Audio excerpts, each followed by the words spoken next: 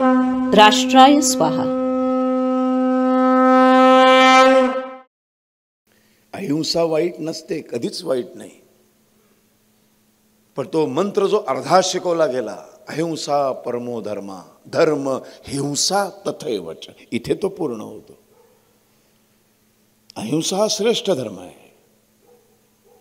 एखाद्याने व्यक्तिगत जीवनामध्ये ठरवलं, मी कधीच कुणाला हिंसा पोचवणार नाही, श्रेष्ठ धर्म आहे.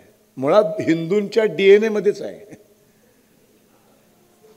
आम्हाला वेगळी अहिंसा शिकवायची गरजच नाही, कारण वसुधैव कुटुंबकम हीच आमच्या DNA मधली भावना आहे. त्यामुळे आम्हाला वेगळं काही शिकवूच नका तुम्ही.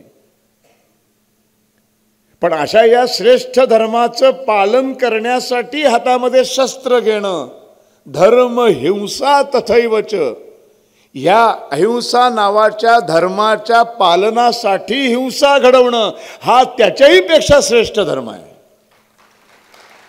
आणि म्हणूनच प्रभू श्रीरामाने शेवटी हातात शस्त्र घेतलं.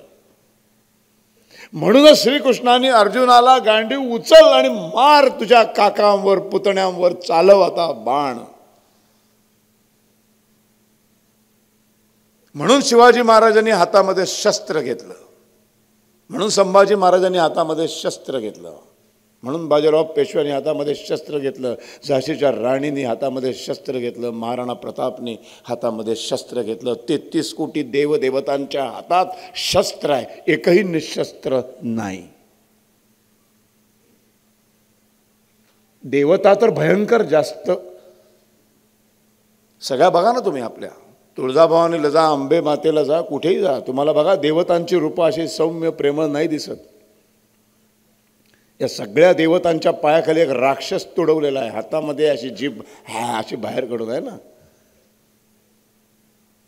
मग ज्या देशामध्ये, ज्या धर्मामध्ये अशा देवदेवतांची पूजा करणारा हा समाज, तिथल्या बायका एवढ्या अबला कशा काय होऊ शकतात?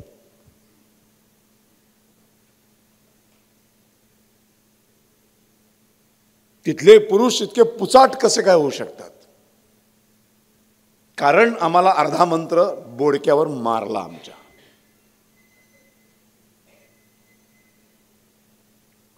आदल्या दिवसापर्यंत प्रभू श्रीरामाने प्रयत्न केलेत युद्ध टाळण्याचे. नाही, श्रीकृष्णाने आदल्या दिवसापर्यंत प्रयत्न केलेत. नाही, तो रावण ऐकायलाच तयार नाही. ती काही हिंदू मुस्लिम लढाई नव्हती, ती कुठली लढाई होती? कारण तेव्हा मुस्लिम धर्मच नव्हता अस्तित्वात.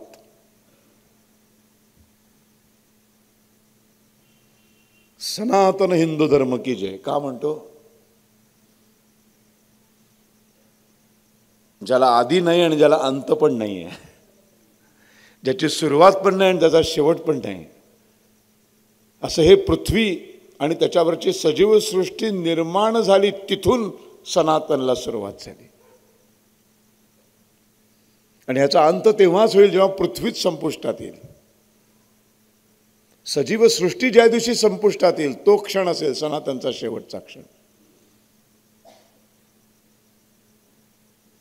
आणि अशा धर्माची माणसं आहोत आपण, म्हणून गर्व से कहो हम हिंदू है.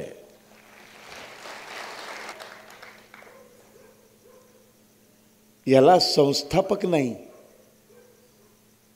याला कुठला प्रेषित नाही. हिंदू धर्म कुठल्या एकाच ग्रंथाशी बांधलेला नाही.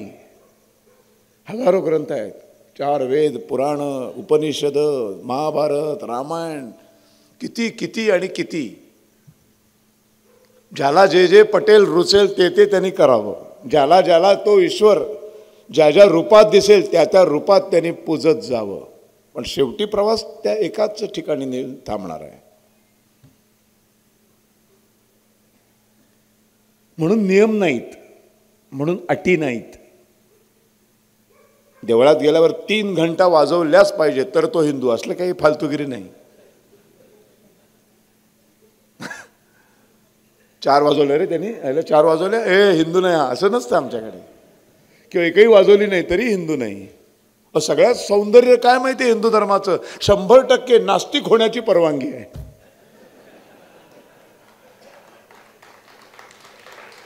आणि म्हणून हे हिंदू राष्ट्र व्हायला पाहिजे.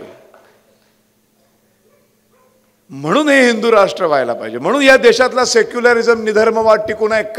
कारण जोपर्यंत हिंदू बहुसंख्य आहेत या देशात तोपर्यंतच हे सगळं टिकून राहणार आहे. राष्ट्राय स्वाहा.